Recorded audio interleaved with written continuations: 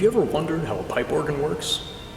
Hi, I'm Patrick Torsel, music director here at Mater Dei Latin Mass Community, and today we're in our beautiful chapel, St. Lawrence Chapel in downtown Harrisburg, Pennsylvania. We're going to take a little tour of our beautiful pipe organ and find out exactly how it works. Come on out.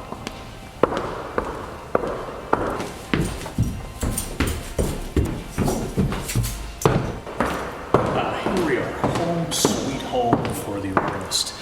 And here we are at the organ console. Now, it's a common mistake for people to assume that the console here, where the keyboards are and all these knobs and levers, that this is the organ. But it's really not. This is just the sort of like the brains of the whole thing that controls it. So the organist sits here and he pushes a key and the note sounds, but this isn't the organ. This is, you can think of it almost like your computer keyboard and mouse. This is just for the input. It's the organ itself, the pipes and the wind, the air, that actually make up the instrument. Now we'll make our way back here to the console in a little bit, but first, let's go over and check out the blower room.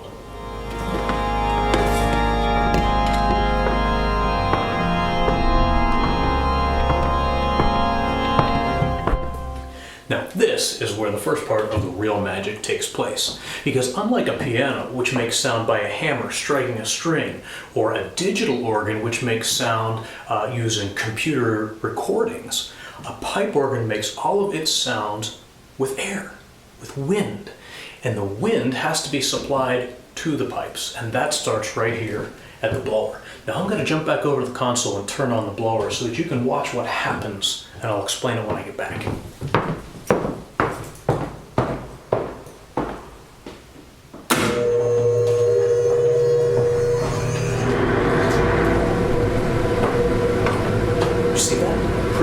So what happens is, when I turn the switch on at the organ console, power is delivered to the electric blower motor inside this box down here, and that's what starts to, it's similar to a big fan that starts to move a lot of air. And then this, did you see the springs and everything lifted right up?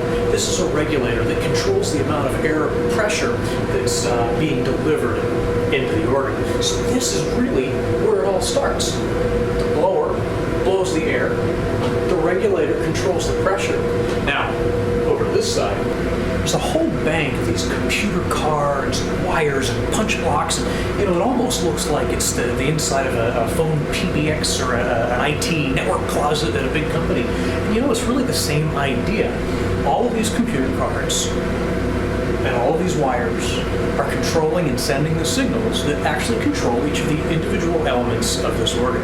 Now, this organ was originally built in 1885. I don't think they had this stuff in 1885. So let's go back out here and we'll talk a little bit about the history of this instrument, and then we'll climb inside the pipe chest and you can see what really goes on in the guts of this thing. This beautiful instrument was originally built in 1885 by an organ builder named Felgemaker. Now, the St. Lawrence Parish, for a variety of reasons, had to move to different church buildings over the years, and the building that we're in is the third building to bear the name. So this organ has moved around a little bit in its lifetime, but it was installed in this current building around 1917. Now, it was then completely overhauled and upgraded, expanded, revoiced in 2009 by a local organ builder, Brunner and Associates. So they did a lot of beautiful work, and that's where all that new computer and electronic componentry came from, was that 2009 upgrade and rebuild of this instrument. So we've got to take a look at where the wind comes from. We've seen the console. I think it's time to go in and see the pipe work and find out how this thing really makes sound. Come on in. Now, first things first, all that wind we talked about earlier from the blower has to get into the organ somehow. And it starts right here with this big wooden chase box. And that's where the primary wind comes over from the blower and the regulator and enters into the pipe chamber, where it can then supply the wind chests for each of the ranks of pipes. And once the air has made it over to the pipe chest, it still has to get to each individual wind chest, and so we have all of this little PVC piping here. And no, that's not the plumbing from the lavatory. That is for the wind to get it to the wind chest. And you see, even inside the pipe chamber, we have additional regulators to keep that air pressure proper for each and every rank of pipes. Now you'll notice that we talk about pipes in terms of ranks, and a rank is a set of pipes of a specific voice, and they're all lined up on a wind chest set into a toe board, and we'll take a look at what those look like inside. But each of those ranks of pipes has a specific type of sound, and the organist can control which sounds, which ranks are playing by selecting them from stops. And certain types of stops, like the draw knobs on the organ or the buttons that they choose, some stops actually control more than one rank of pipes. Others just control a single rank. Let's go in and take a look at them.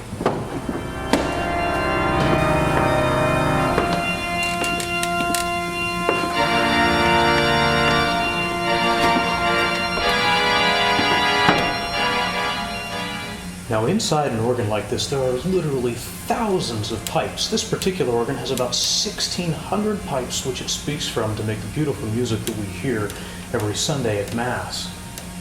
And there's different kinds of pipes. We have wooden pipes, we have metal pipes. Some make sounds that sound like trumpets. We call those kinds of pipes reed pipes. And they have a kind of a conical shape to them. Other pipes are flute pipes, and they may sound like flutes or the sort of typical organ sound that we talk about, the principal or the diapason sound. Some are made of metal, some are made of wood, and they come in all shapes and sizes, from little teeny tiny pipes all the way up to the humongous pipes that make all of the bass notes from the pedal division of the organ. Now the pipes themselves are interesting. They sit down in here in what's called a toe board in their wind chest. Each rank has its wind chest.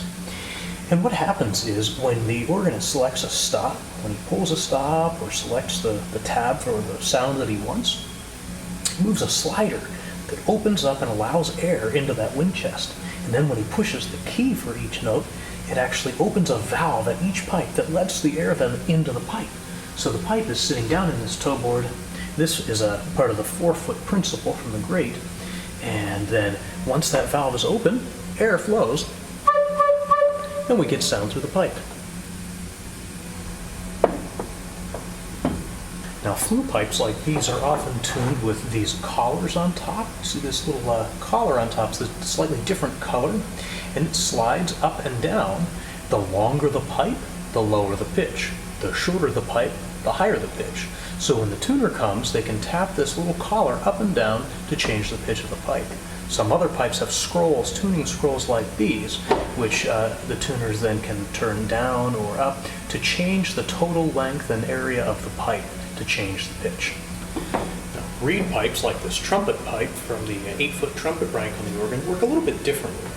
Down inside these pipes, there's a shallot and a tongue, and the air passes over this, and it causes this to vibrate, and it makes that trumpet tone. And this little doohickey here is the tuning slide, and so that slide can move up and down on the shallot and change the pitch of the reed pipe. Organs are not just broken up into different ranks of pipes, but they're also broken up into specific divisions. And when we talk about the division of an organ, we often have the great organ, and the swell organ, and the pedal organ. And really they are like each little individual organs. They're sets of pipes that go with one of the specific keyboards or with the pedal board at the console.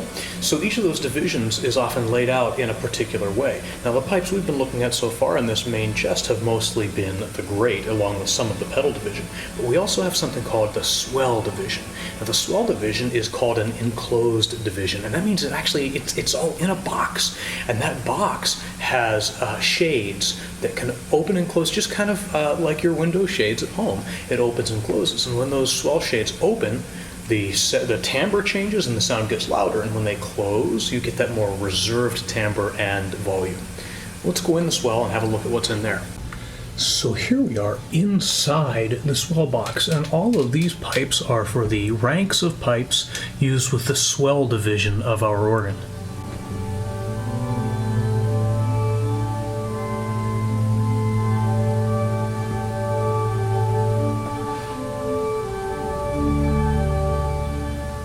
And if you're able to see, these over here are the swell shades, and when the swell closes, these shut.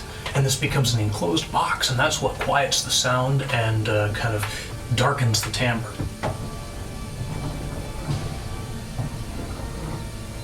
diversity of the different types and shapes and materials of pipes is really quite something. It's even more amazing when you consider that the tuners have to come in here and tune each individual pipe. 1,600 of them in this organ, and some organs are many times that size. It's really quite something. We have all of these different kinds of pipes. We have, like I mentioned before, you have principals and flutes and reeds and strings, and we even have interesting things like this here. This is the cymbal stern. Makes that wonderful little bell sound. All right, well, having had a little look around in here and seen kind of the guts of the thing and how it works, let's head back to the console and do a little demonstration of the different voices of this particular organ. Come on. So what do each of those different types of pipes and voices sound like?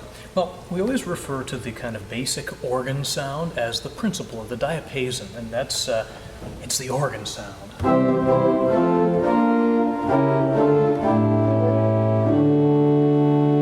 Now that's the 8-foot principal on the great division.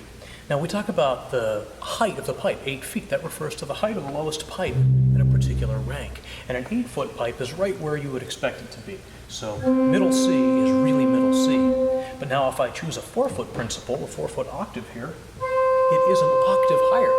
So the 4-foot is an octave higher than the 8-foot, and the 2-foot, playing the same middle C, is an octave higher than that. So when you combine them together,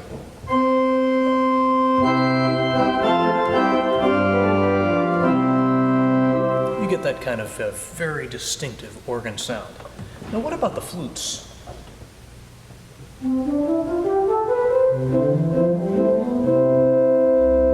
That's the 8-foot Hohlflote on the great division of this instrument. And it also has a 4-foot flute d'amore on the great as well.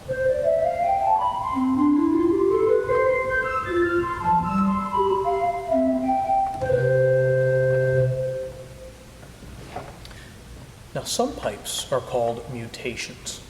A mutation pipe doesn't play the note that you're playing. So if I'm playing middle C, and I play a mutation like the 12th, which is a 2 2/3 foot stop, that's not a C. That's a C. I'm pushing the same key and getting a different note. Well, in this case, it's playing the 5th of each note that you play. And when you put them together, you get this sound.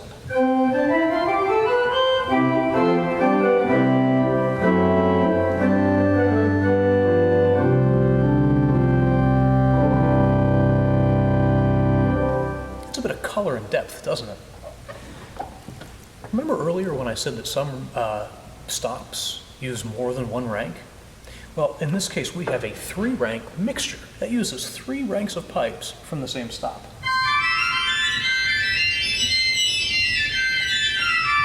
Now, there's some special things about mixtures that we're not going to get into about, breakpoints through the different keys, but mixtures just use different pipes playing the foundation note as well as mutations to create often that very bright sound. So when I play that mixture with an 8-foot, 4-foot, and a 2-foot principal, this is what I get.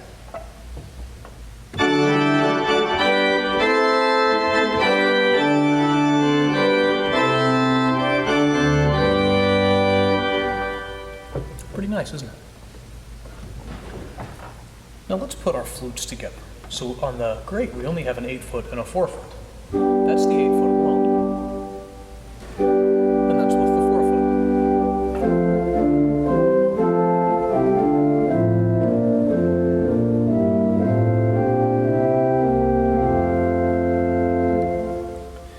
Now when we round out the whole chorus of the great, we'll add all of the principals, 8, 4, and 2. We'll add the mixture. We'll add the 12th at 2 2/3. We're going to leave the strings out for now, but we'll have the 8 and 4-foot flute as well. Now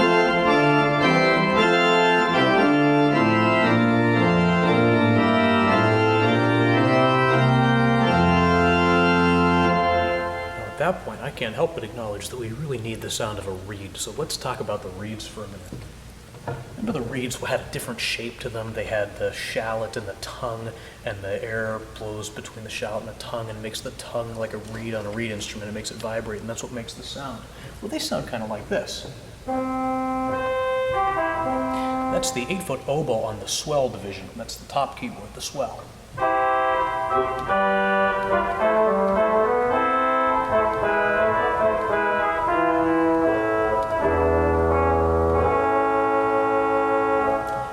we have an 8-foot clarinet as well.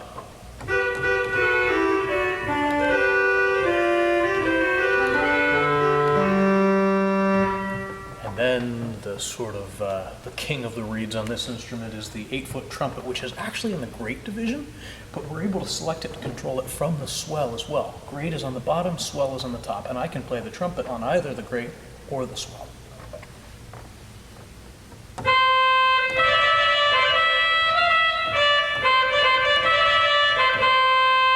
what if we add that in with our full chorus of both flutes and principals on the great and use the trumpet as a solo stop? But we're also going to need some pedal stops.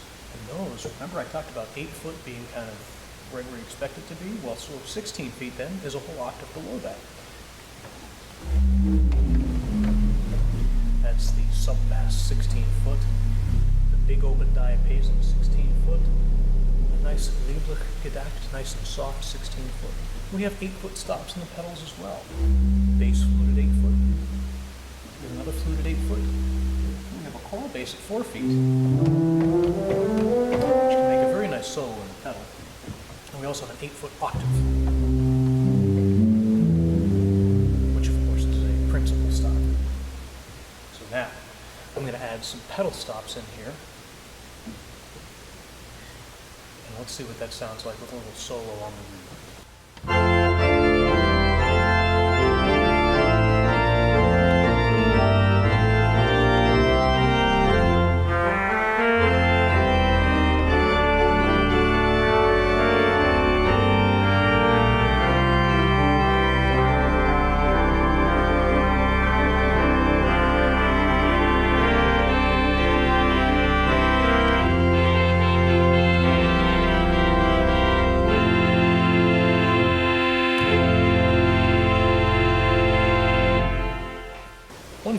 Feature that many organs have, something called couplers.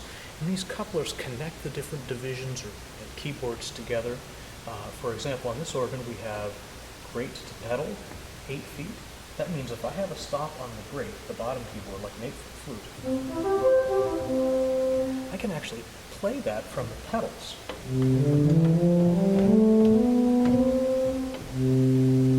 And we also have a great to pedal 4 foot. That means it's coupling to that stop on the great, but when you push the pedal, it sounds an octave higher. Same thing with swell to pedal 8 foot. If I have, for example, the oboe on the swell, I can play the oboe in the pedals. I can do it at 4 feet as well. And then we have the manual couplers here. So we have swell to great. That means when I push a key on the great, right now I have no stops on the great, so there's nothing sounding. But I do have the clarinet up there on the swell, but nothing on the great. However, if I select swell to great, 8 foot, now the great controls the stops for the swell. 16 foot means it plays them an octave below. 8 foot, 16 foot, 4 foot is the octave above. You can play them all together. Now you have that note sounding in 3 different octaves at the same time. And that's really useful for when you're trying to fill out the big full organ sound. As I'm sure you could imagine, one of the most fun parts of being an organist is that kind of process of what we call registration, and that's choosing which specific stops you want to get the particular kind of sound that you want. Sometimes you want a loud, full organ sound, and other times you really just want a very soft and prayerful and meditative sound. But that's all part of the art and fun of playing the organ, is being able to come up with these different colors from the same instrument. They don't call it the king of instruments for nothing. It's like an orchestra, you know, that one person gets to play. If I were to use just the strings on this organ, here's the strings on the great.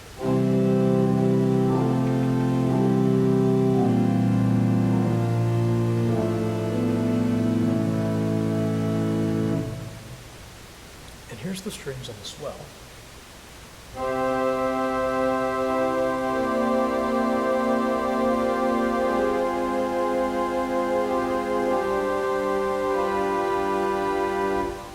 Now if I use that 8-foot swell, the great coupler, I can put them together.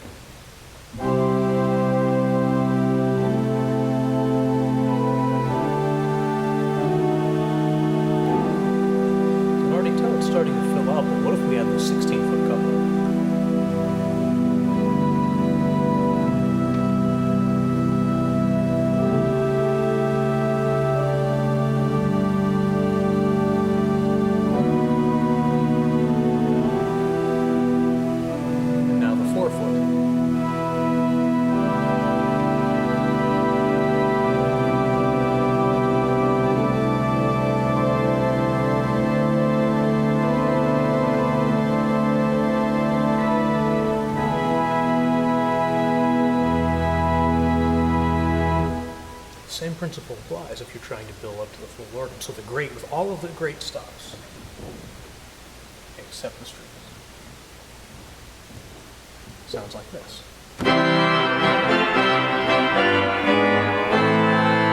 It's a pretty full sound.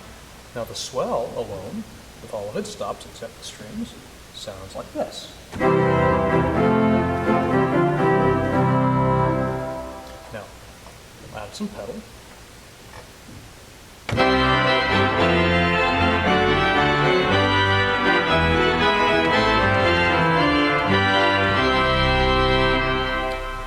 Now let's couple it all together at 8 feet. 16.